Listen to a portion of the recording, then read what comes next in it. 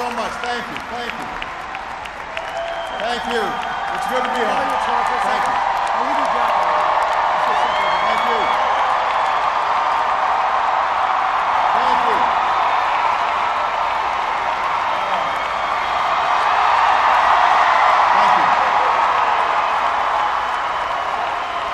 Thanks. All right, everybody sit. We're on live TV here. I gotta move. Come on.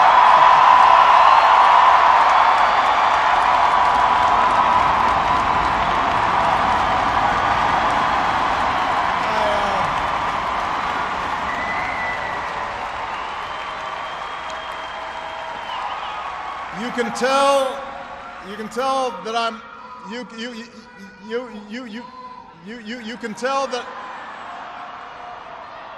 you can tell that I'm a lame duck because nobody's following instructions. Everybody have a seat.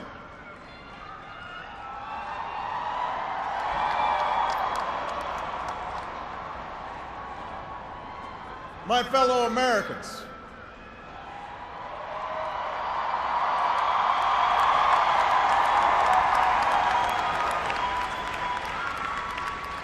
Michelle and I have been so touched by all the well wishes that we've received over the past few weeks.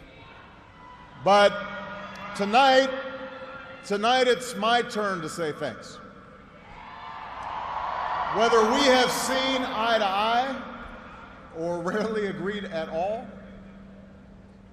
my conversations with you, the American people, in living rooms and in schools, at farms, on factory floors, at diners, and on distant military outposts.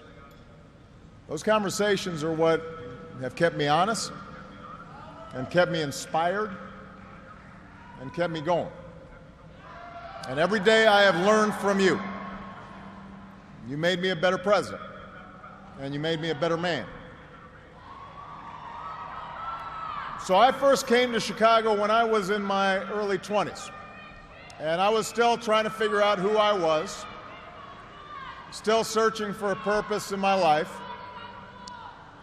And it was a neighborhood not far from here where I began working with church groups in the shadows of closed steel mills.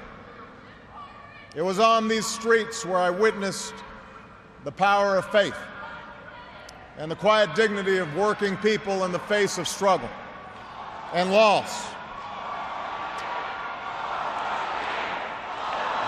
I can't do that.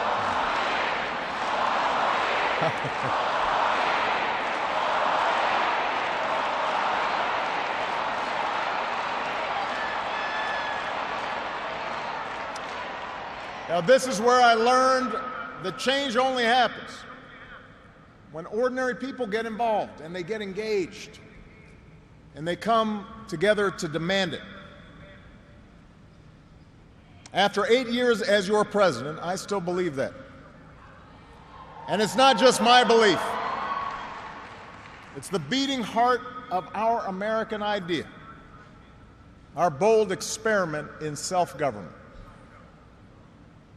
It's the conviction that we are all created equal, endowed by our Creator with certain unalienable rights, among them life, liberty, and the pursuit of happiness. It's the insistence that these rights, while self-evident, have never been self-executing. That we, the people, through the instrument of our democracy, can form a more perfect union.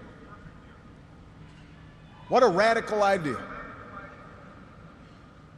The great gift that our founders gave to us. The freedom to chase our individual dreams through our sweat and toil and imagination, and the imperative to strive together as well to achieve a common good, a greater good. For 240 years, our nation's call to citizenship has given work and purpose to each new generation. It's what led patriots to choose republic over tyranny, pioneers to trek west, slaves to brave that makeshift railroad to freedom. It's what pulled immigrants and refugees across oceans and the Rio Grande. It's what pushed women to reach for the ballot. It's what powered workers to organize. It's why GIs gave their lives at Omaha Beach and Iwo Jima, Iraq, and Afghanistan. And why men and women from Selma to Stonewall were prepared to give theirs as well. So that's what we mean when we say America's exceptional. Not that our nation's been flawless from the start, but that we have shown the capacity to change and make life better for those who follow.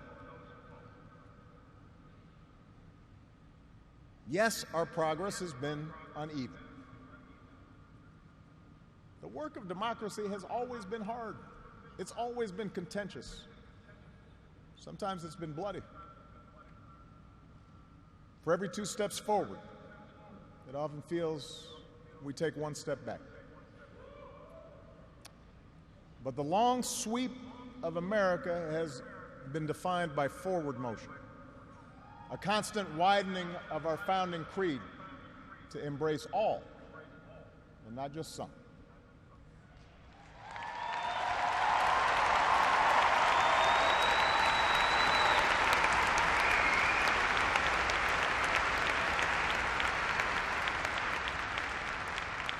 If I had told you 8 years ago that America would reverse a Great Recession, reboot our auto industry, and unleash the longest stretch of job creation in our history,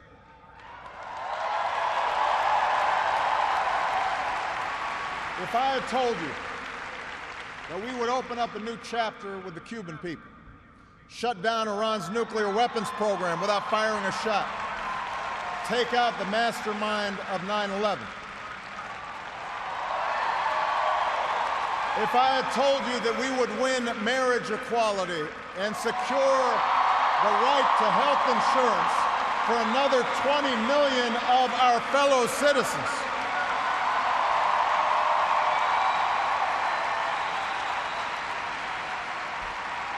if I had told you all that, you might have said our sights were set a little too high. But that's what we did. That's what you did. You were the change.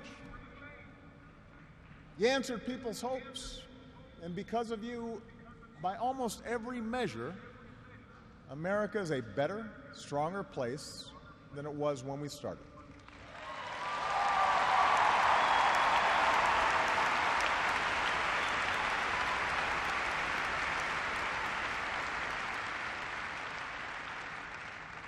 In 10 days, the world will witness a hallmark of our democracy. No. The peaceful transfer of power from one freely elected president to the next.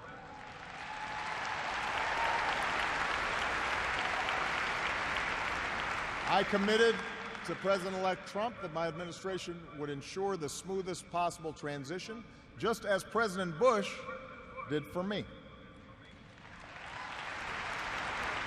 Because it's up to all of us to make sure our government can help us meet the many challenges we still face. We have what we need to do so. We have everything we need to meet those challenges. After all, we remain the wealthiest, most powerful, and most respected nation on earth. Our youth, our drive, our diversity and openness, our boundless capacity for risk and reinvention means that the future should be ours. But that potential will only be realized if our democracy works. Only if our politics better reflects the decency of our people. Only if all of us, regardless of party affiliation or particular interests, help restore the sense of common purpose that we so badly need right now. And that's what I want to focus on tonight: the state of our democracy. Understand, democracy does not require uniformity. Our founders argued, they quarreled, eventually they compromised. They expected us to do the same. But they knew that democracy does require a basic sense of solidarity. The idea that for all our outward differences, we're all in this together, that we rise or fall as one.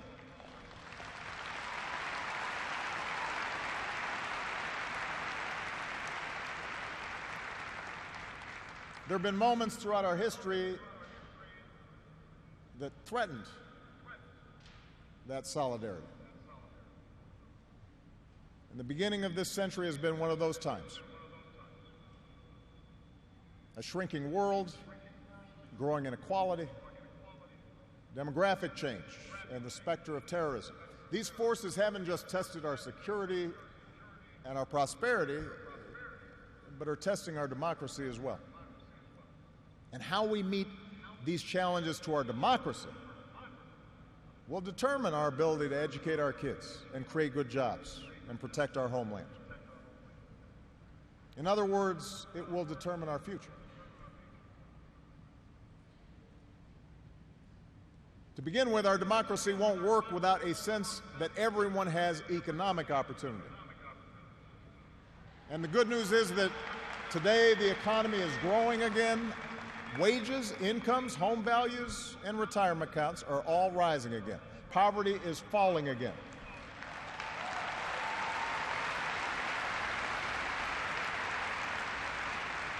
The wealthy are paying a fair share of taxes, even as the stock market shatters records. The unemployment rate is near a 10-year low.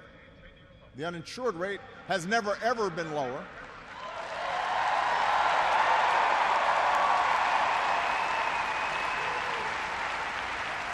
Healthcare costs are rising at the slowest rate in 50 years.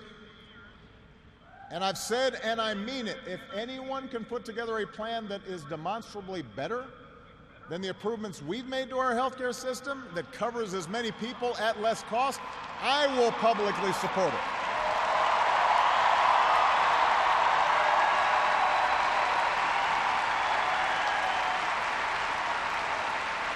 Because that, after all, is why we serve. Not to score points or take credit, but to make people's lives better. But for all the real progress that we've made, we know it's not enough.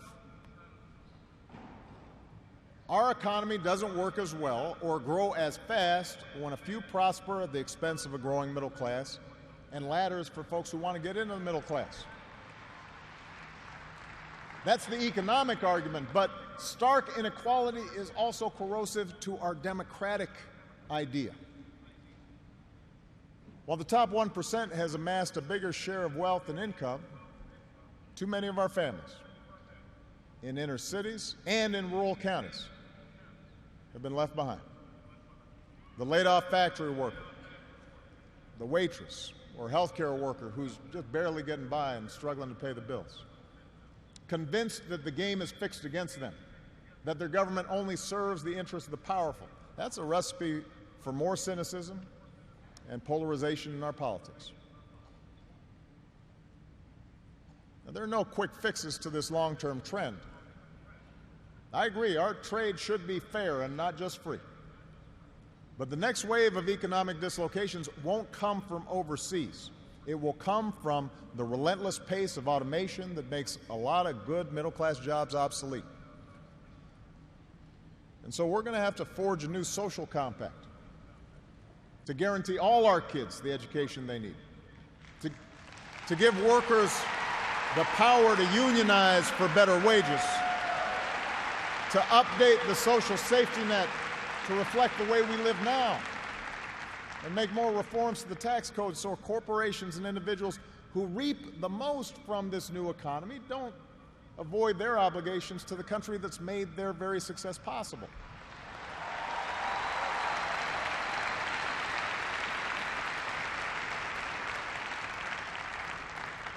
We can argue about how to best achieve these goals, but we can't be complacent about the goals themselves.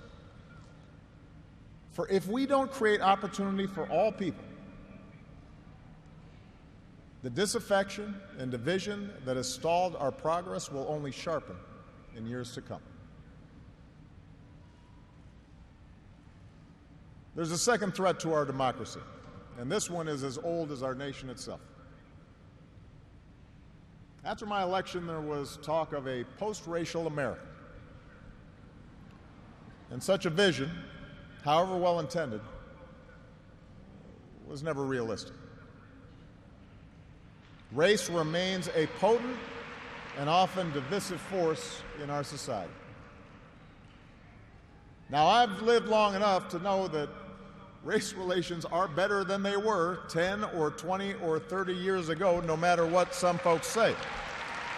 You can see it not just in statistics, you see it in the attitudes of young Americans across the political spectrum. But we're not where we need to be. And all of us have more work to do. If every economic issue is framed as a struggle between a hardworking white middle class and an undeserving minority, then workers of all shades are going to be left fighting for scraps while the wealthy withdraw further into their private enclaves.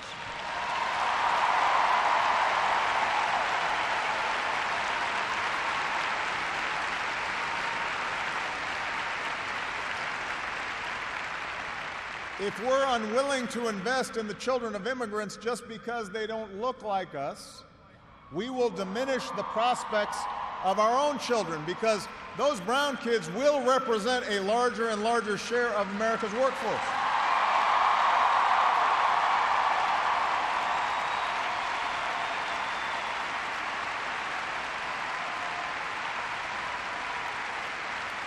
And we have shown that our economy doesn't have to be a zero-sum game. Last year, incomes rose for all races, all age groups, for men and for women. So if we're going to be serious about race going forward, we need to uphold laws against discrimination in hiring and in housing and in education and in the criminal justice system. That is what our Constitution and our highest ideals require.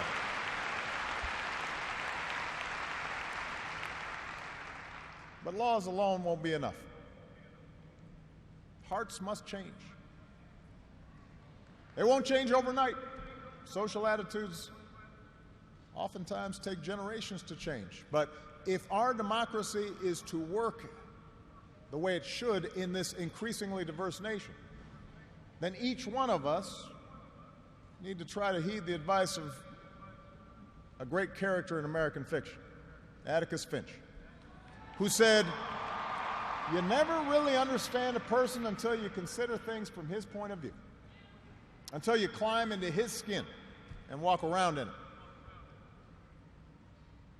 For blacks and other minority groups, that means tying our own very real struggles for justice to the challenges that a lot of people in this country face.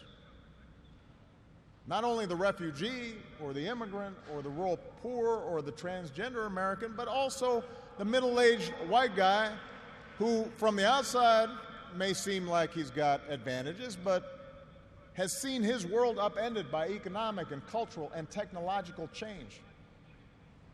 We have to pay attention and listen.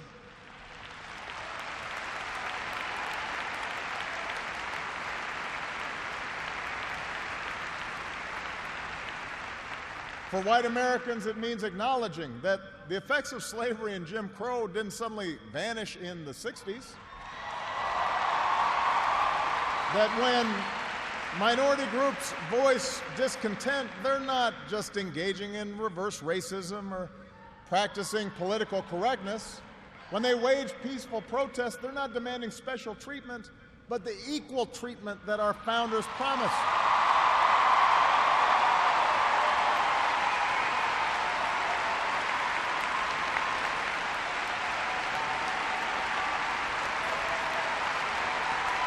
For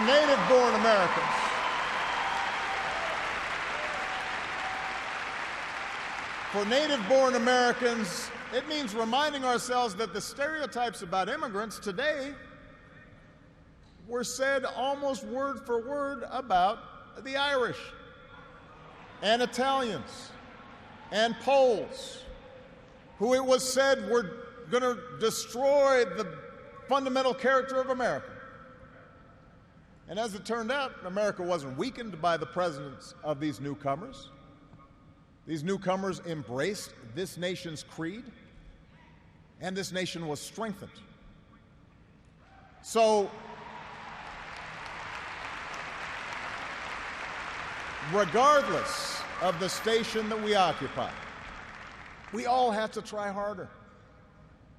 We all have to start with the premise that each of our fellow citizens loves this country just as much as we do, that they value hard work and family just like we do, that their children are just as curious and hopeful and worthy of love as our own.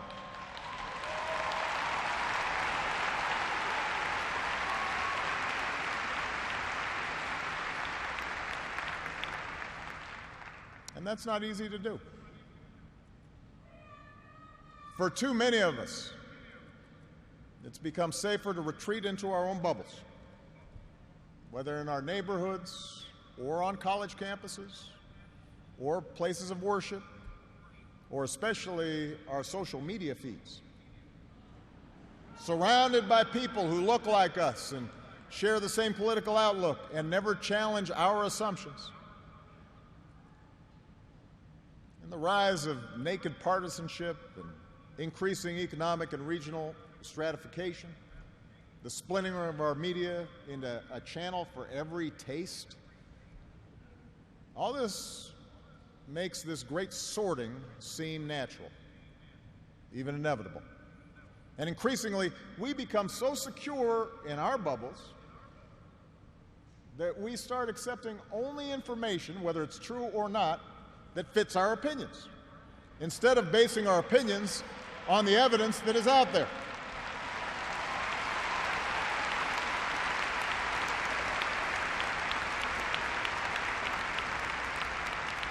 And this trend represents a third threat to our democracy. Look, politics is a battle of ideas. That's how our democracy was designed. In the course of a healthy debate, we prioritize different goals and the different means of reaching them. But without some common baseline of facts, without a willingness to admit new information, and concede that your opponent might be making a fair point, and that science and reason matter, then we're going to keep talking past each other, and we'll make common ground and compromise impossible.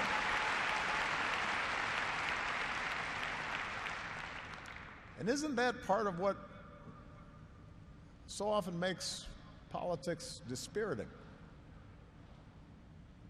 How can elected officials rage about deficits when we propose to spend money on preschool for kids, but not when we're cutting taxes for corporations? How do we excuse ethical lapses in our own party, but pounce when the other party does the same thing? It's not just dishonest, this selective sorting of the facts. It's self-defeating. Because, as my mom used to tell me, reality has a way of catching up with you.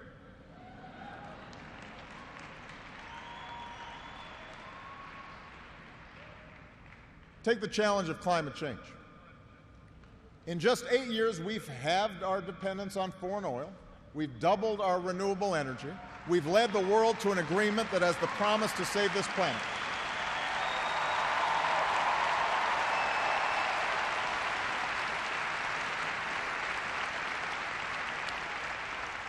But without bolder action, our children won't have time to debate the existence of climate change.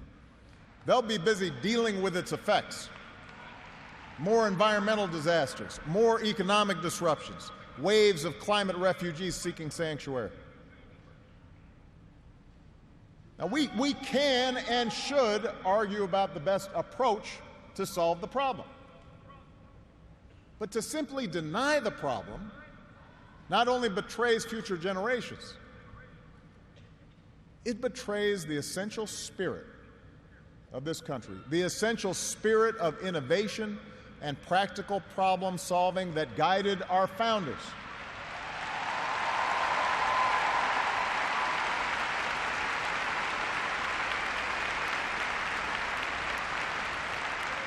It is that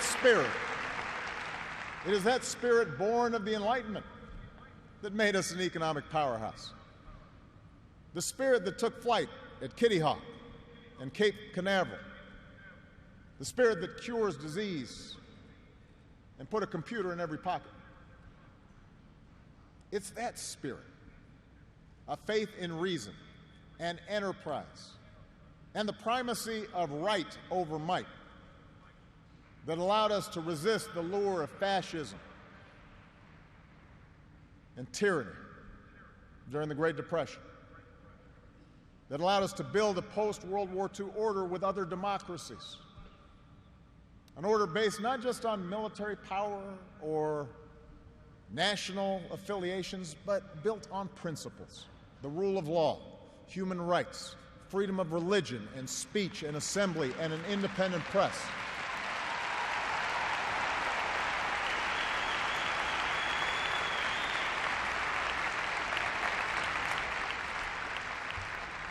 That order is now being challenged. First, by violent fanatics who claim to speak for Islam. More recently, by autocrats in foreign capitals who see free markets and open democracies and civil society itself as a threat to their power. The peril each poses to our democracy is more far-reaching than a car bomb or a missile. They represent the fear of change, the fear of people who look or speak or pray differently, a contempt for the rule of law that holds leaders accountable, an intolerance of dissent and free thought, a belief that the sword or the gun or the bomb or the propaganda machine is the ultimate arbiter of what's true and what's right.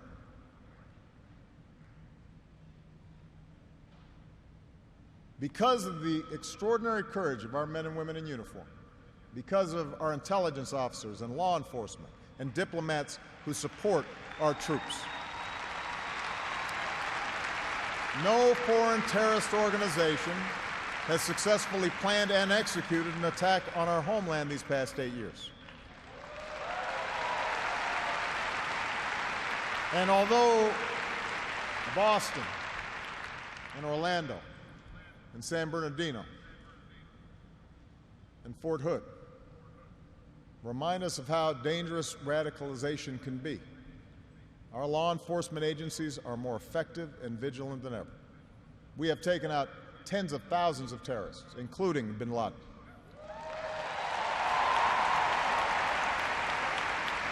The global coalition we're leading against ISIL has taken out their leaders and taken away about half their territory. ISIL will be destroyed, and no one who threatens America will ever be safe.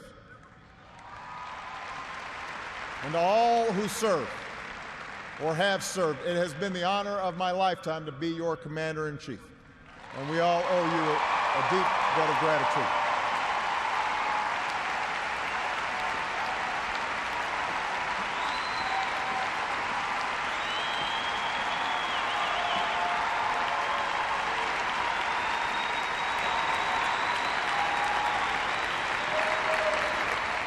But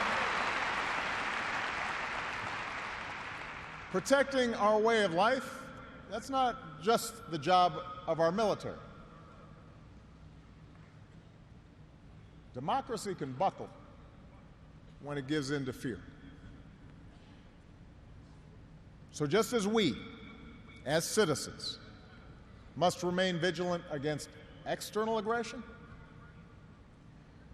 we must guard against a weakening of the values that make us who we are.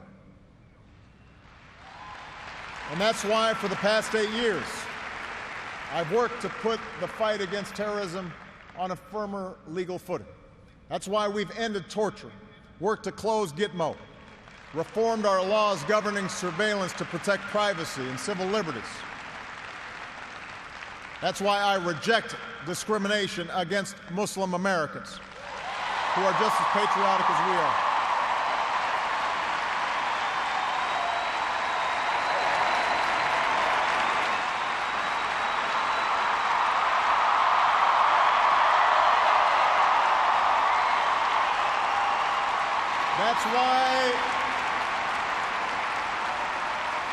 That's why we cannot withdraw. That's why we cannot withdraw from big global fights to expand democracy and human rights and women's rights and LGBT rights. No matter how imperfect our efforts, no matter how expedient ignoring such values may seem, that's part of defending America. For the fight against extremism and intolerance and sectarianism and chauvinism are of a piece with the fight against authoritarianism and nationalist aggression. If the scope of freedom and respect for the rule of law shrinks around the world, the likelihood of war within and between nations increases, and our own freedoms will eventually be threatened. So let's be vigilant but not afraid. ISIL will try to kill innocent people, but they cannot defeat America unless we betray our Constitution and our principles in the fight.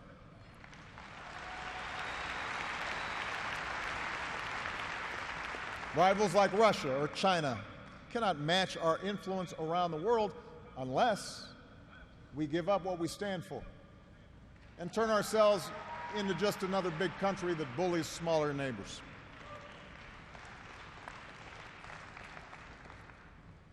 Which brings me to my final point.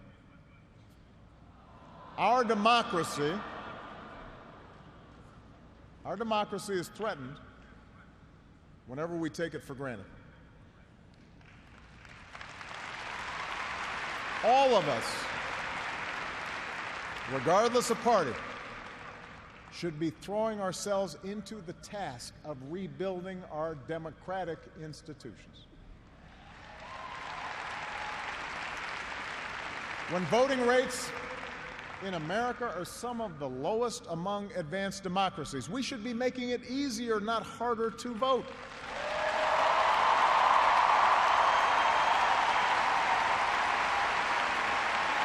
When trust in our institutions is low, we should reduce the corrosive influence of money in our politics and insist on the principles of transparency and ethics in public service. When Congress is dysfunctional, we should draw our congressional districts to encourage politicians to cater to common sense and not rigid extremes.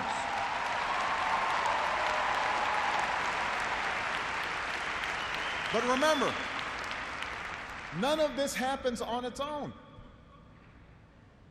All of this depends on our participation, on each of us accepting the responsibility of citizenship, regardless of which way the pendulum of power happens to be swinging. Our Constitution is a remarkable, beautiful gift. But it's really just a piece of parchment. It has no power on its own. We, the people, give it power. We, the people, give it meaning with our participation and with the choices that we make and the alliances that we forge, whether or not we stand up for our freedoms, whether or not we respect and enforce the rule of law. That's up to us. America's no fragile thing, but the gains of our long journey to freedom are not assured. In his own farewell address, George Washington wrote that self-government is the underpinning of our safety, prosperity, and liberty. But from different causes and from different quarters, much pains will be taken to weaken in your minds the conviction of this truth. And so we have to preserve this truth with jealous anxiety that we should reject the first dawning of every attempt to alienate any portion of our country from the rest, or to enfeeble the sacred ties that make us one.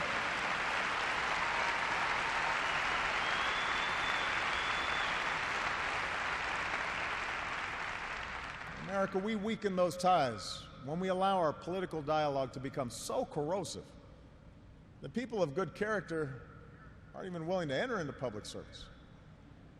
So coarse with rancor that Americans with whom we disagree are seen not just as misguided, but as malevolent.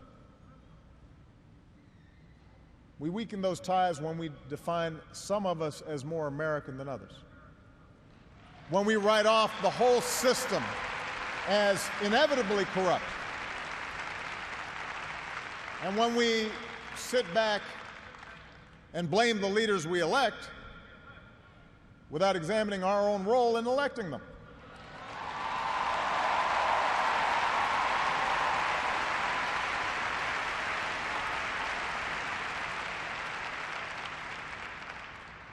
It falls to each of us to be those anxious, jealous guardians of our democracy,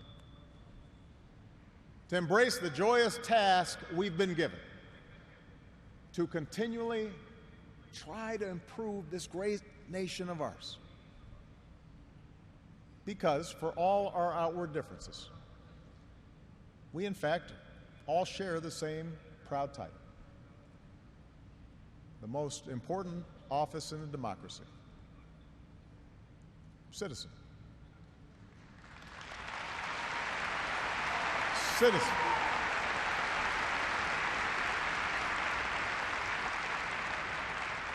So you see, that's what our democracy demands. It needs you. Not just when there's an election, not just when your own narrow interest is at stake, but over the full span of a lifetime. If you're tired of arguing with strangers on the internet, try talking with one of them in real life.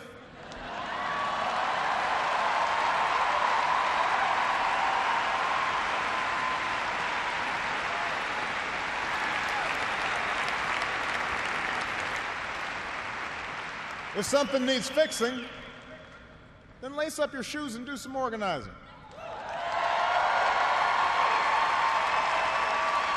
If you're disappointed by your elected officials, grab a clipboard, get some signatures, and run for office yourself.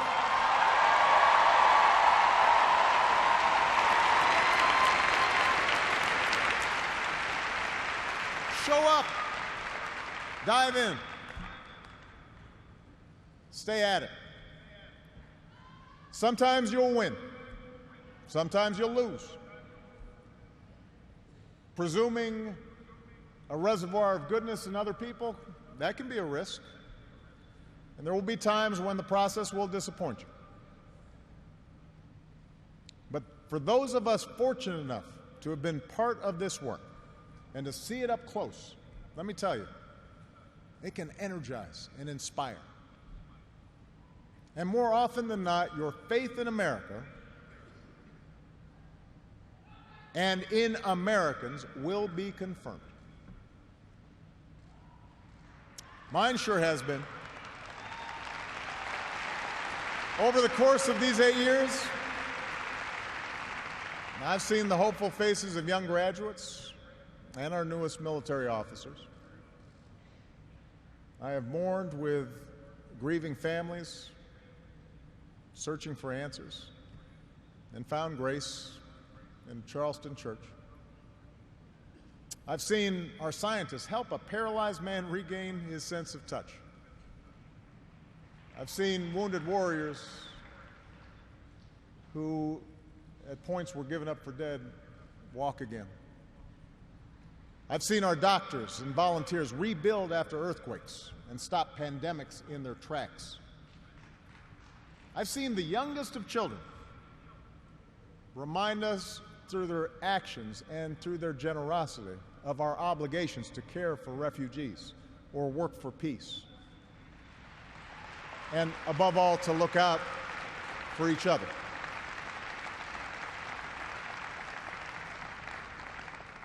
So that faith that I placed all those years ago, not far from here, in the power of ordinary Americans to bring about change,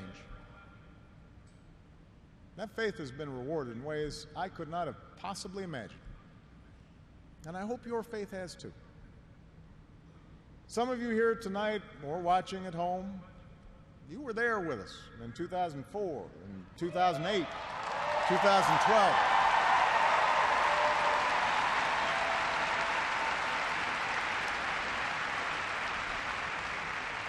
Maybe you still can't believe we pulled this whole thing off. Let me tell you, you're not the only ones. Michelle,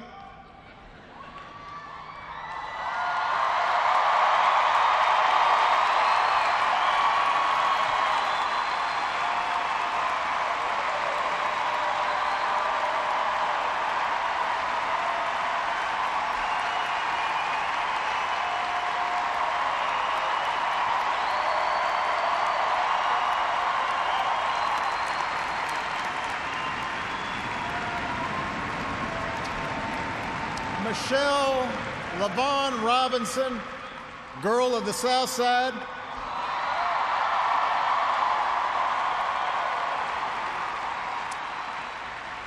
For the past 25 years, you have not only been my wife and mother of my children, you have been my best friend.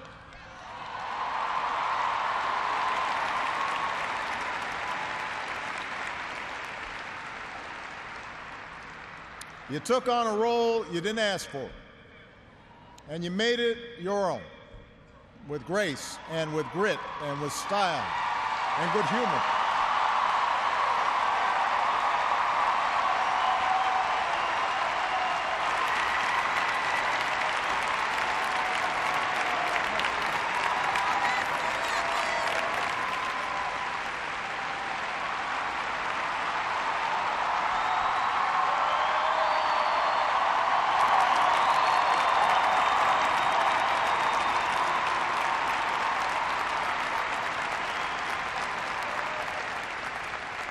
You made the White House a place that belongs to everybody.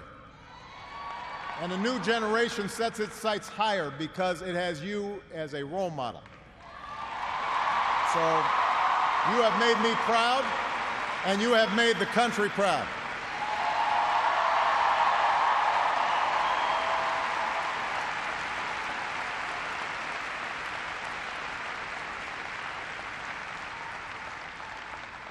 Malia and Sasha, under the strangest of circumstances, you have become two amazing young women. You are smart and you are beautiful, but more importantly, you are kind and you are thoughtful and you are full of passion. And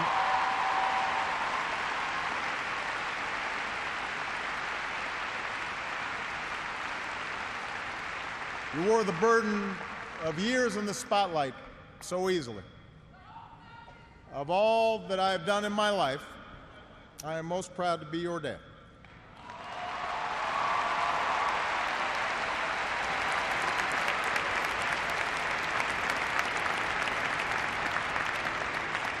To Joe Biden,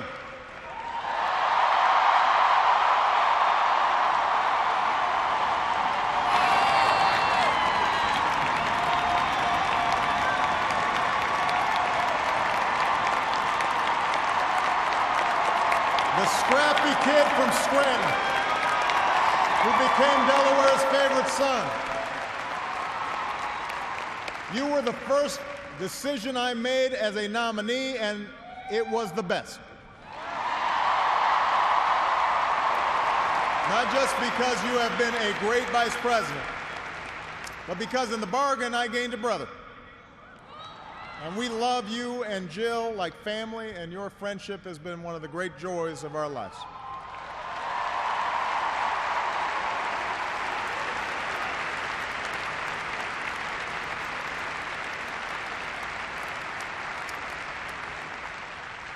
To my remarkable staff, for 8 years, and for some of you a whole lot more, I have drawn from your energy, and every day I try to reflect back what you displayed: heart and character and idealism. I've watched you grow up, get married, have kids, start incredible new journeys of your own. Even when times got tough and frustrating, you never let Washington get the better of you. You guarded against cynicism. And the only thing that makes me prouder than all the good that we've done is the thought of all the amazing things that you are going to achieve from here.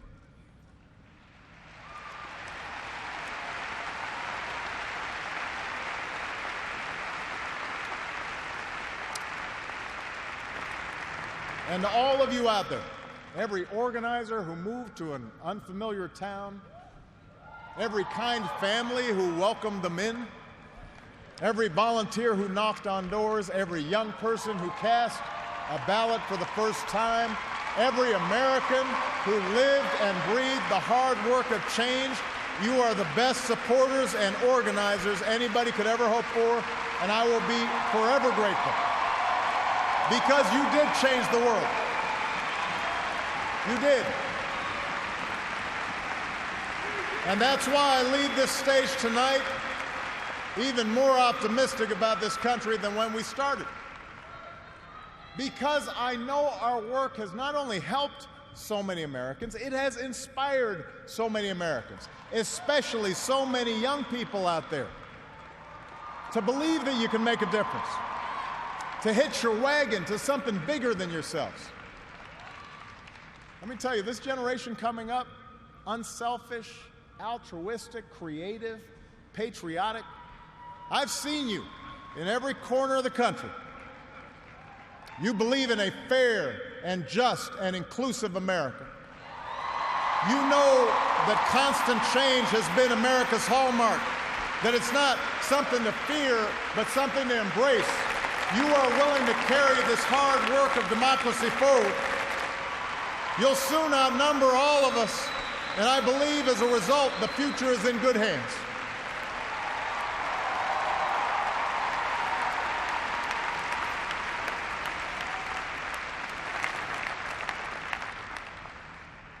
My fellow Americans, it has been the honor of my life to serve you.